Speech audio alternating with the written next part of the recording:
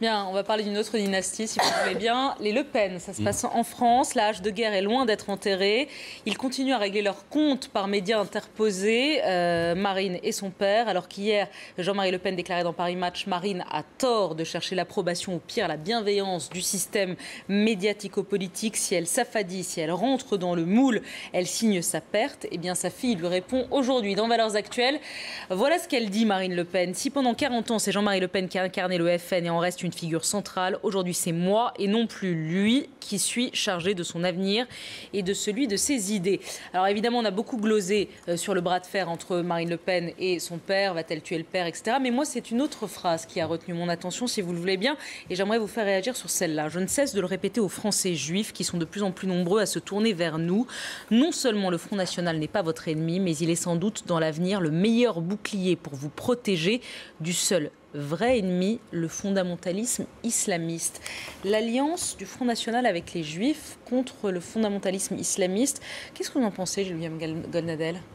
Je suis l'avocat du Congrès juif, du Congrès européen, Congrès juif européen, et celui-ci m'a demandé d'attraire le père pour sa dernière flatulence, et je le fais sans aucun état d'âme. Il y a aussi un article dans l'Express qui disait récemment que la fille était venue me voir il y a quelques années, et je lui avais fait effectivement, puisqu'elle me voulait bien demander mon conseil, que j'avais toujours traité, non pas en ennemi, mais en adversaire, et je n'ai jamais nazifié le Front National, je ne nazifie que les nazis, je lui avais conseillé symboliquement de tuer le père.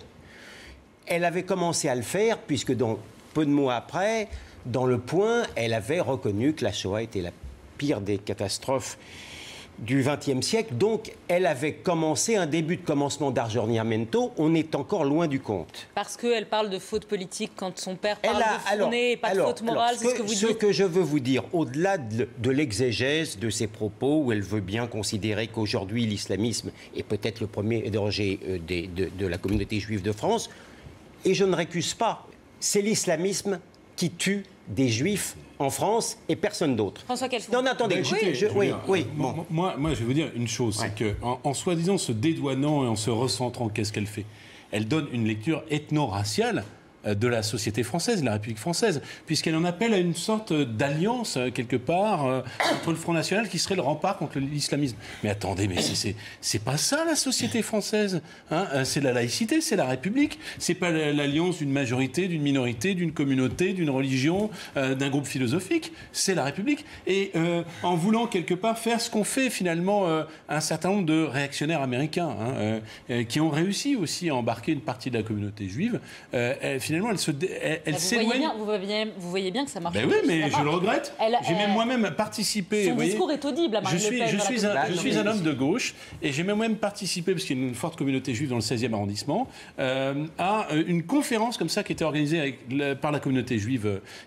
Avant les foucades, les dernières foucades de Le Pen, une conférence organisée par la communauté juive du 16e arrondissement. Et on m'a dit, c'était la feuille de route, vraiment, Monsieur Kelfon, si vous pouvez les détourner du vote de Jean-Marie Le Pen, pour le Front National, car beaucoup sont tentés. Eh bien, j'ai expliqué que quand on fondait une société, et les Juifs en ont été victimes par une lecture ethno-raciale, il y a toujours un moment où on revient aux Juifs. Eh bien, cette alliance, je la récuse. La meilleure protection du Juif dans une société et de quiconque, c'est la République et la démocratie. Répondez d'un mot. Personne ne parle d'alliance. Je dis simplement, je ne suis pas de ceux qui veulent continuer ad vitam aeternam à avoir un gentil petit frisson parce qu'il y a un parti d'extrême droite. Lorsque ce parti dit plutôt des choses. La fournée, c'est ça ? Dit plutôt des choses qui ne vont pas contre les Juifs. Je n'arrive pas à ne pas considérer ça comme plutôt positif. Voilà ce que je veux dire.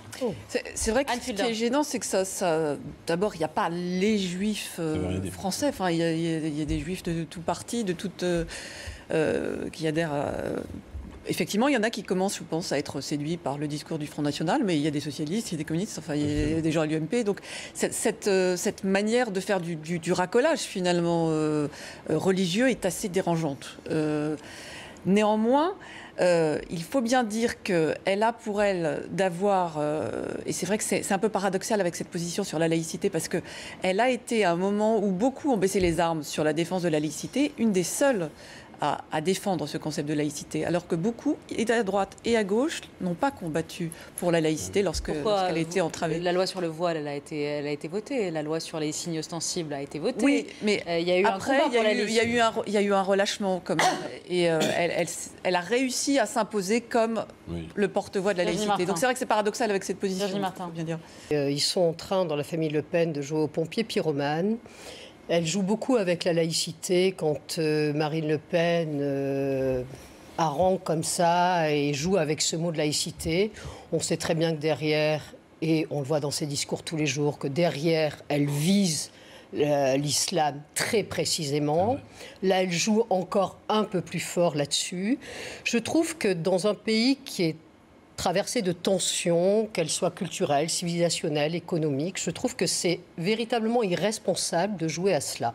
À un moment donné, il va falloir quand même que les hommes et les femmes politiques aient une éthique de responsabilité. Ce ne sont pas que des mots, ce que je suis en train de dire. On ne peut pas jouer communauté contre communauté, dire après que le communautarisme est une folie, alors qu'elle-même, communautarisme, c'est discours. Revenons quand même sur communautarisme, c'est discours. On appelait à l'éthique de responsabilité des Le Pen. Je ne sais pas, non, c'est comme demander à un alcoolique de boire de l'eau. Arrêtez, non, ce n'est pas du tout ce que je suis en train de dire. Je suis en train de dire que l'éthique de responsabilité, c'est les Le Pen aussi, mais c'est aussi aujourd'hui les électeurs qui votent Front National, qui doivent peut-être comprendre quel est ce parti. C'est aussi les hommes et les femmes politiques du PS et de l'UMP, du Front de gauche, qui jouent beaucoup aussi sur des trucs électoralistes, et ils jouent beaucoup la politique politicienne. Tout le monde instrumentalise tout le monde pour avoir des parts de marché.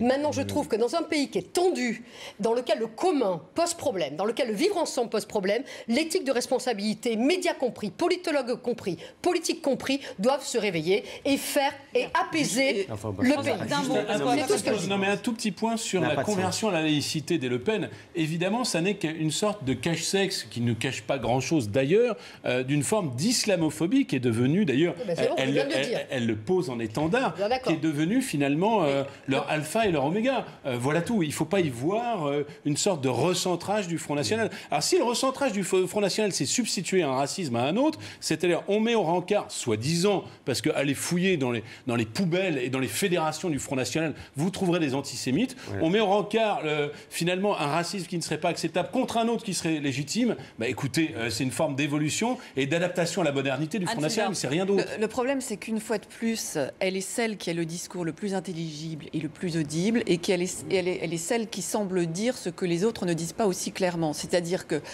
à force de dire que si on pointe les dangers d'un islam radical, ça s'assimile à de l'islamophobie, on ne peut plus rien dire. Alors que la gauche a passé son temps à instrumentaliser l'antisémitisme en disant que la peste brune était de retour, basiquement, ce que je constate simplement et qu'on a le droit de constater, c'est que le père continue de déverser ses tombereaux d'injures et que, apparemment, la fille tente de s'y opposer. Tout le reste n'est que bruit pour moi.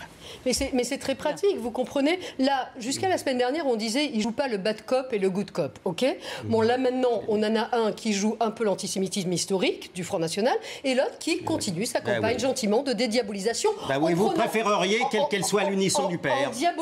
En diabolisant une communauté qui aujourd'hui est très facile à diaboliser, puisqu'en plus le terrorisme international est plutôt du côté évidemment de l'islamisme. Donc évidemment les fantasmes là-dessus se nourrissent très facilement. C'est pas des fantasmes, c'est la dure réalité. Non mais je ne dis pas le contraire, je suis rien en train de confondre dans tout cela. Je dis qu'aujourd'hui ce discours, il peut prendre racine et il peut véritablement faire des petits. Maintenant, quand tout le pays sera largement déchiré, dans toutes ces soi-disant communautés réifiées, on verra où on en sera. C'est tout ce que je dis. Dans l'interview qu'il faut lire en entier, qui est assez intéressante, c'est ce qui est le plus marquant. Elle le rejette dans la position d'homme du passé. Elle dit c'est un homme qui a été élu au XXe siècle. Moi, je suis été élu au début du XXIe siècle. Enfin, clairement, elle dit le Front National, c'est moi. Donc, il y a cette position sur l'électorat juif qui n'est pas, une fois de plus, unique et homogène. Mais il y a aussi ce côté-là, quoi. Elle boute quand même son père hors du Front National. C'est très pratique. Hein. Par contraste, elle apparaît finalement, un peu moins d'extrême droite, un peu plus sens populaire, etc., etc.